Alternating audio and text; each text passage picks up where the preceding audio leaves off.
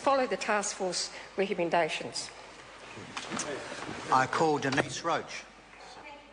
I rise to take the call for the Greens on their Health and Safety Pike River Implementation Bill.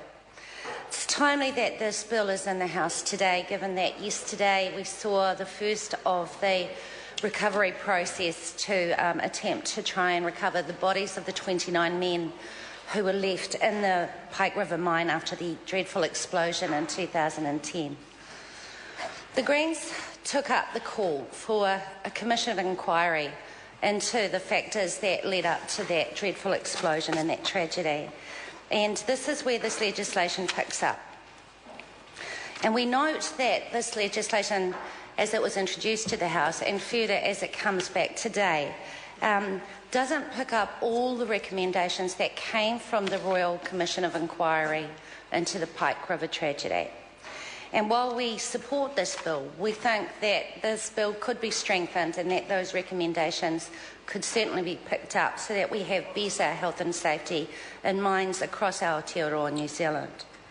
There's three particular areas that we're concerned about. One is the scope of the legislation.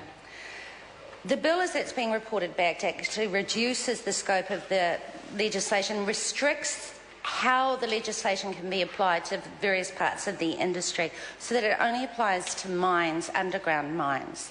And the justification, I believe, for that is that it's underground mines that carry a greater risk of explosions. But our view is that Part 2 of the bill should cover a wider sector of the industry. We do support, of course, the creation of the standalone agency, WorkSafe New Zealand. We fully endorse that. However, we do have some concerns about the way their functions have been watered down. The legislation doesn't pick up on all the recommendations from the Commission of Inquiry about functions, and in fact, as it's being reported back in the legislation, it looks scarily a lot like what the Department of Labour looked like with the mine inspectorate there before the Pike River tragedy. It says, for example, that labour inspectors will, or mine inspectors will work alongside mine operators and encourage good health and safety practices.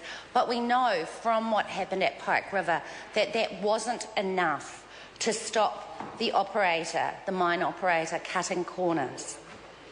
And encouraging mine operators is all very well, but you need very strong regulation and enforcement of regulation in order to improve health and safety in the workforce when there are strong financial imperatives to cut corners.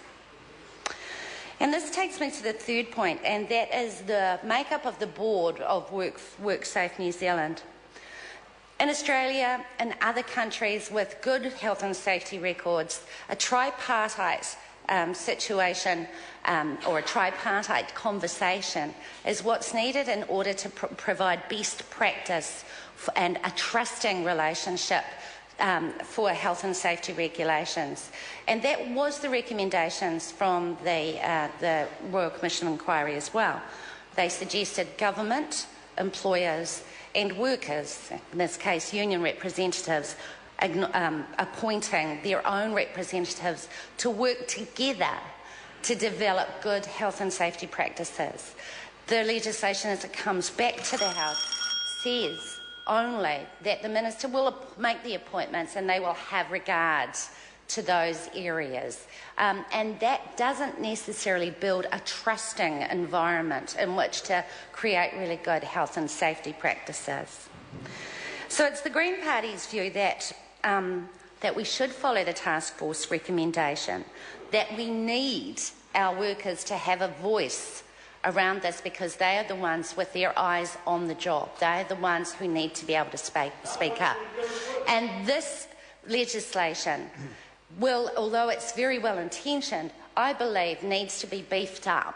And we should certainly not be introducing the amendments in the Employment Relations Act, which are going to mean that workers have less of a voice in the workplace. We will be supporting the bill, Mr. Chair. Mr Speaker. I call Simon O'Connor. Speaker, I'm pleased to speak briefly to the health and safety Pike River implementation